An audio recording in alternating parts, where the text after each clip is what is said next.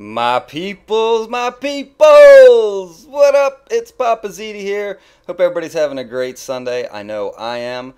Got some team deathmatch for you on the map Village. I'm running around with the ACR and obviously a noob tube, but I don't get any kills with it. I don't. I just don't. And I actually switch it out for some other guns. So, yeah. Don't hate. Don't hate. But I've got the ACR dual attachments. I'm using extended mags with the red dot and the Omega sight, because I think that sight's pretty cool looking. Sleight of Hand Pro, Quick Jaw Pro, Stalker Pro. I've got the support strike package with the UAV, SAM, and Stealth Bomber. And this is a pretty beastly little match. You'll see, I believe I get off two Stealth Bombers in this match, and I end up going, let's see, I think I get about 8 kills with those, and I end up going 36 and 6, and, you know, so let's just say 28 of that 36 kills are all with my little gun, and I think that's pretty good for a team deathmatch, especially a regular team deathmatch. And, you know, this is a fun little map. I like Village. These the cave systems up here are pretty active area, and you'll see a little bit later on, you know, a really good spot if you're on the Village side that gives you a nice little kind of overlook to a number of these passages that feed out to the middle, and it's a great little spot to pick up some kills. I also want to talk about the state of this game. Now, you know, this is Sunday. The game hasn't even been out a full week yet. That is just some terrible aim right there. And I got lucky, and then I don't know how I survived this right here. Okay, complete whiff. I'm like, oh no, I don't want to use that. So panic, and then switch, and then I don't know. I got so lucky, and then more luck. Whew! The brink. 3 or more kill streak while near death. Yeah. But back to the state of this game. It's been out for a week, okay? And I got to thinking, like, let's just be honest. I'm a fan of this game, but let's be honest. There are some major issues. Major issues. And it's the same major issues every year with this franchise. Every single year. And we could get into the whole dedicated servers thing. I mean, that I could put up a 20-minute game of sabotage and not be able to fully cover everything that you need to cover on that argument. But, you know, let's just talk about the other stuff. You know, the frame rate issues, the freezes, the connection issues, the matchmaking, the trying to, you know, why it takes 10 minutes sometimes to get into a game, it seems like, when you've got, like, you know, just 3 people in your party. And it's a chicken and egg thing. If you're not familiar with that term, you know, it's which came first, the chicken or the egg.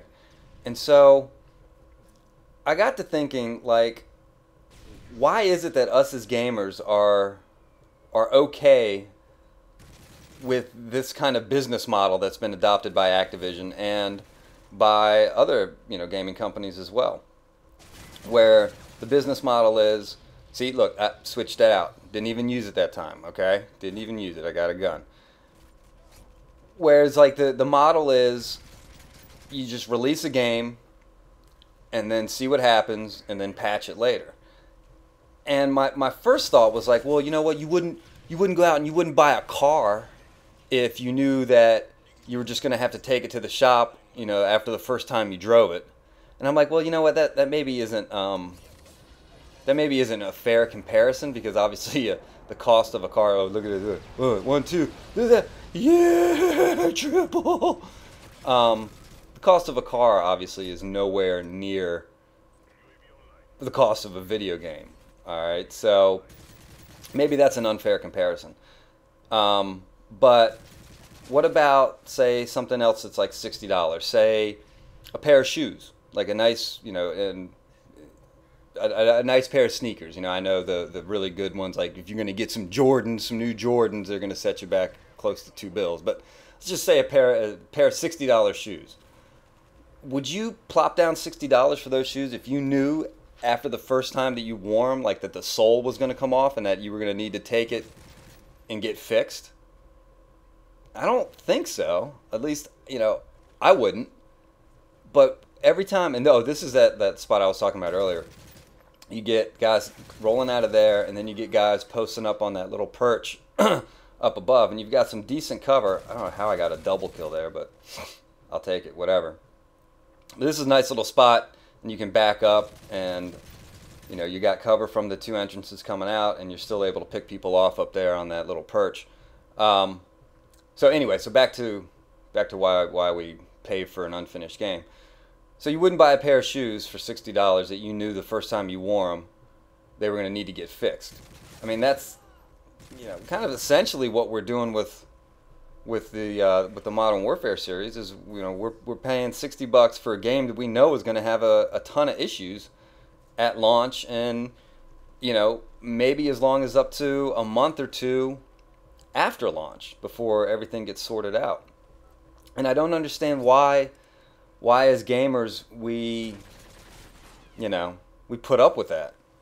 Why do we allow Activision, and again, they're not the only ones, but they're as far as we're concerned, the only ones that we need to talk about, because this is a game that we all love.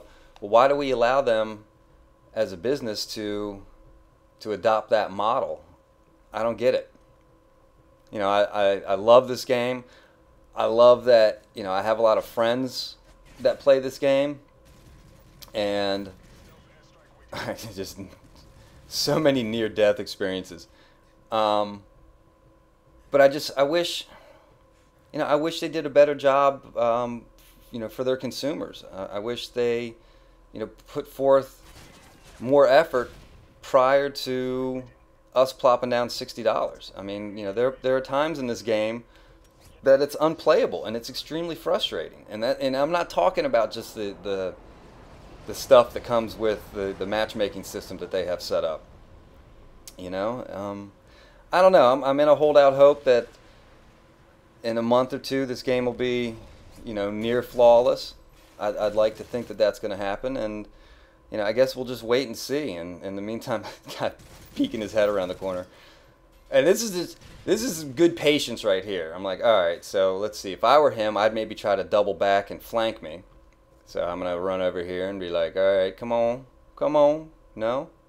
And then I think I hear a flashbang go off, so I'm going to go back and check and see where this dude's at. And sure enough, there he is. Patience wins you the day. Anyway, guys, this is Papa ZD saying thank you for watching. You guys all have a great day. I will see you next time. This is my brother right here, K-Dubs. Yeah, bro. I taught him everything he knows. Yeah. Let's see the score. Let's see it. 36-6. No assists. That's weird for me. Guys, have a great day. I'll see you next time. Peace.